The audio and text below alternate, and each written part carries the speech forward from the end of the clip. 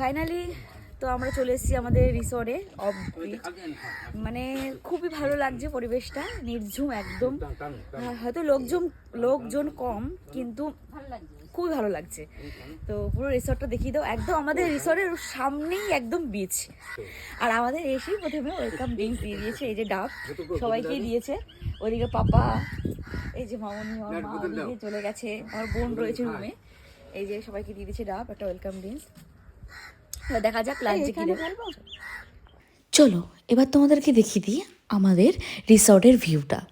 আমরা যে রিসর্টটা নিয়েছিলাম একদম সি বিচের সামনেই সমুদ্র, আর তার পাশেই রয়েছে আমাদের রিসর্ট। আর এটা হলো রিসর্টের বাইরের দিকটা এতটাই সুন্দর, তাহলে ভিতরের দিকটা নিশ্চয়ই আরও বেশি সুন্দর হবে। বাইরের পুরো ডেকোরেশনটা করা আছে বাঁশ দিয়ে।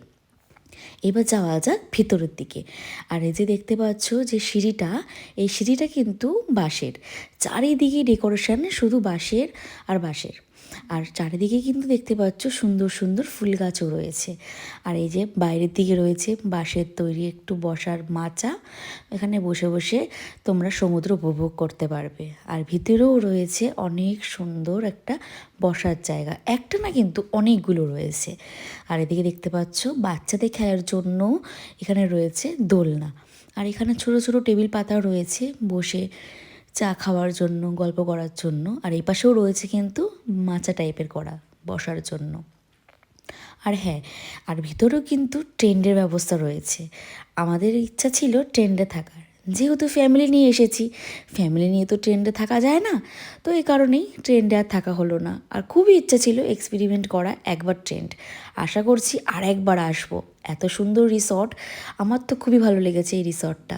তো আবার নেক্সট টাইম আসবো যখন, তখন এই ট্রেন্ডে একবার হলো থাকবো। ট্রেনগুলো একটু নোংরা রয়েছে, কারণ আমাদের আসার আগেও কিছু মানে গেস্ট বা গ্রুপ এসেছিল, তারা ট্রেন্ডে ঠেকেছে, তো এই কারণে ট্রেনগুলো একটু নোংরাও হয়ে আছে। আশা করছি যখন যারা বুকিং করবে টেন্ট, পরিষ্কার নিশ্চয়ই করা হবে।